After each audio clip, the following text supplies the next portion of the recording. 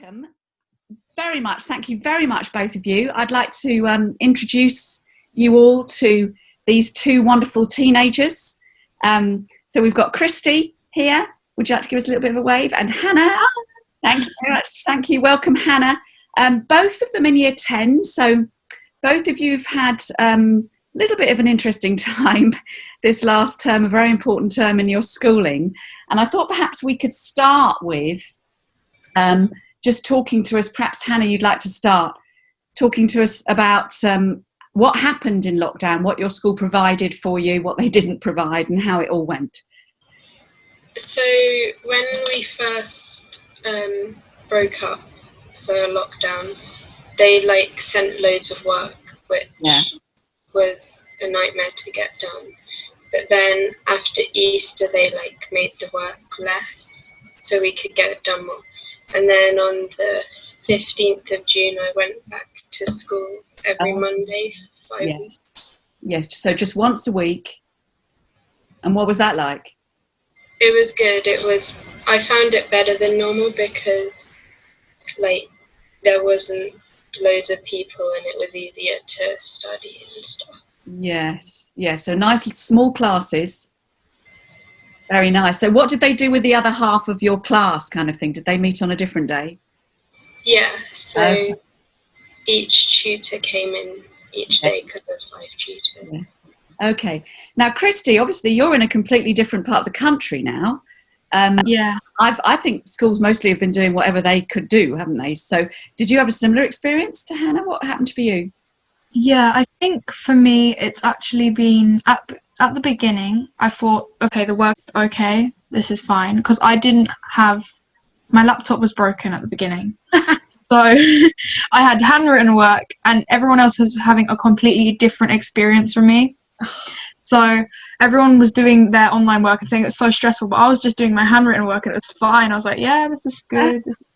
Everyone else saying this is stressful, we got 60 pieces of work a day.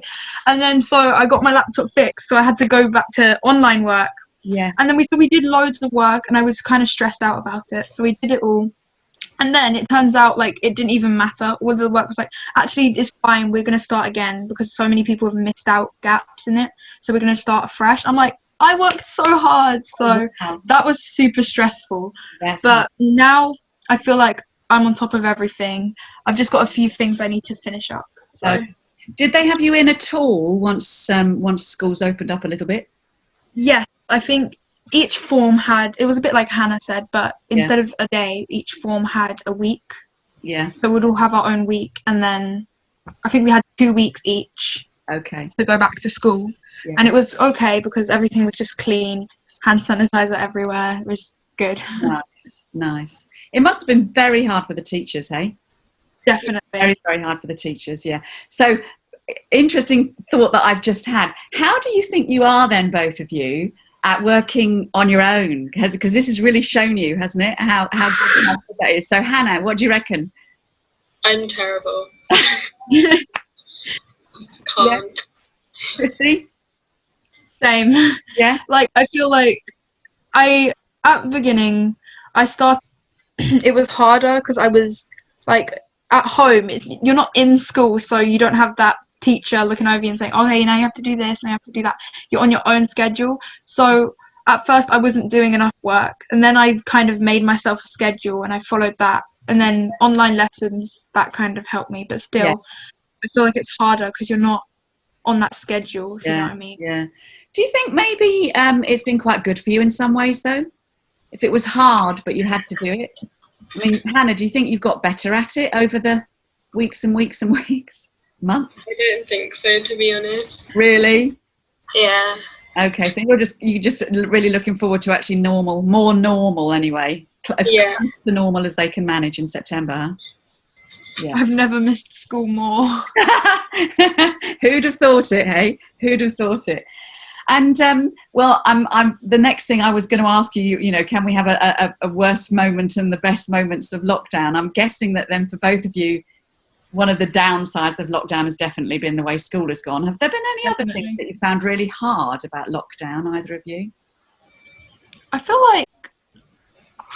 like for me it's been okay, but I know a lot of friends who have suffered during lockdown, especially not my exactly friends, but people who are having drama during lockdown because they're like, oh my gosh, this person isn't talking to me, because you know that everyone's at home, so you know that they have the option to be on their phone and talk to you. So it's like if they don't talk to you, you feel like they're a bad friend in a way.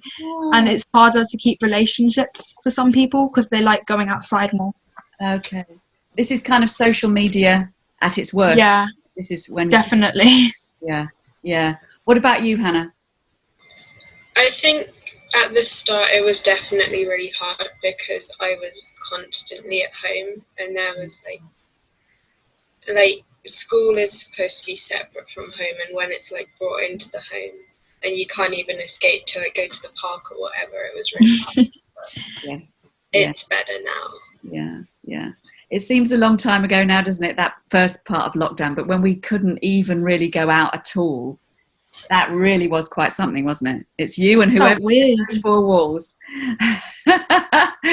Okay, well, let's be a bit more positive then. Have there been any things that you would say, actually, I really enjoyed this about lockdown? Have there been any things like that? I feel like, for me, I've been able to self-reflect more, like reflect on myself a bit more. It's given me time to be alone with just my thoughts, really, and also have time for prayer and stuff like that. And at first I wasn't doing much, to be honest. I was quite lazy. But as I got into it made, because I was so bored, I actually started reading more. So I've started reading a book, and so I'm actually enjoying more reading. And also art. I've been doing a lot more drawing and stuff. Yeah, that's lovely. What about you, Hannah? I mean, like Christie said, I've done like a lot more like creative stuff. Yes. Like photography and drawing and painting and stuff. Yes. So that was good. But then also, like, I've caught up on sleep that I haven't had for years. The sleep-deprived teenager. Come on then, be honest. What time have you been getting up in the morning? Now it's more like 10, but at the start it was like 1 p.m. and stuff. Yeah, sounds familiar to me. Sounds familiar. My sleep schedule. Pardon? My sleep schedule is messed up. Is it? Yeah. Yeah. I feel like for me it's been even worse because I don't know. Because I kept waking up, even if I don't have an alarm set, my body's so used to getting up for school. So I get up really early. I'm like, I could have slept in. Yeah. It's difficult, isn't it? Sleep's a difficult thing, I think. And there's, I don't know how much you're keeping up with news items and things, but it's a thing during lockdown. People's sleep patterns have been all over the place. So it's not teenagers, it's old people as well. Okay, moving on then. I want to ask you about what I've called becoming a Christian, but we'd better say, for the sake of those listening, I think some of the people that are watching and listening to this might be people from Epsom Baptist Church, and so they might know exactly who you two are. But then I think there might also be some people who don't, and maybe also don't really know even what we mean when we say being a Christian. And one of the reasons I wanted to ask you two about what being a Christian means to you is because I know that both of you have come from Christian homes with two parents who are both believers and church attenders. There's a difference, isn't there, between just rocking up to church because you kind of got to go along with mummy and daddy, and something actually happening in you. And I wondered if you could perhaps talk about that in a way that it might be helpful for people that don't get this, to understand what for you was the difference. You know, did something actually happen to change everything, or was it a gradual thing, or what? So can you just talk about that a little bit? Hannah, do you want to go first with this one?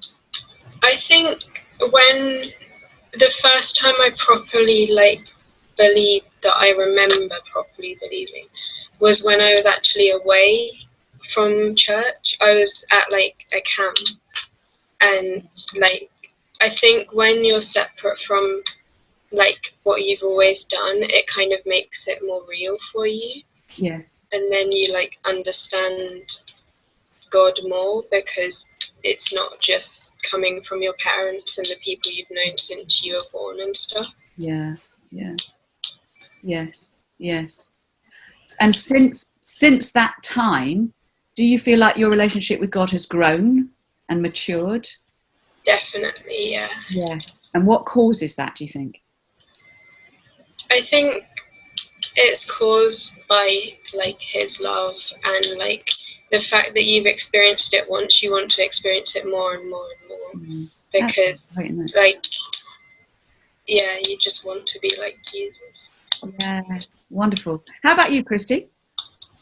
For me, I think, yeah, it's quite similar to what Hannah said, actually.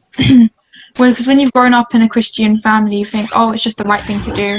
A lot of people think that immediately makes you a Christian by being in a Christian household. But I really don't think that's the case, because it depends on the way you act, really, and the way what you believe in, to be honest. So for me, I always went to church, and when I was younger, I just thought, oh, it's just a thing we do. And it was just a part of my life, but I never really thought about God in a way that I thought like, oh, I am a Christian. I thought, oh, it's just a thing I have to do because my family do it. But then it was like at a light party or something that we did. I went to it, and people were giving like their lives up to Jesus. So I was like, oh, I might as well do this because I've been growing up in the church and stuff. And then when I did that, I felt like immediately a change in my life, because I felt like I had something to rely on. It wasn't just like I'm going to church and that's it. I would pray outside of church, and I connected in a way. Like I became, I don't know how to explain it really. Like it was a bigger picture more than just in church. It was like my whole life. Yes, yes, yes, yes. I can remember, I've known Christie quite a lot longer than I've known you, Hannah. So I've known Christie since she was a little girl, from Cornerstone School. And I can remember quite often when I would ask questions in an assembly or something like that, you were often the one that would come up with an answer that made my mind boggle. You know, I would ask a question, and even though you were quite young, you would often answer on a real sort of spiritual level. It was as if, even as a young girl, you were just tuning in, you know, in a way that some children do. And it was a delight. You know, you'd come, I could always guarantee a great answer. If Christie had her hand up, I knew there was going to be a great answer. If I was to ask you both, you know, say there might be some teenagers listening in who are thinking, well, I don't even know whether I want to be a Christian. I don't know what they're talking about. Or maybe people that have often considered being a Christian but just don't really know what to do. You've both talked about a moment that perhaps was quite an important moment, but presumably what you do after that moment is also very, very important.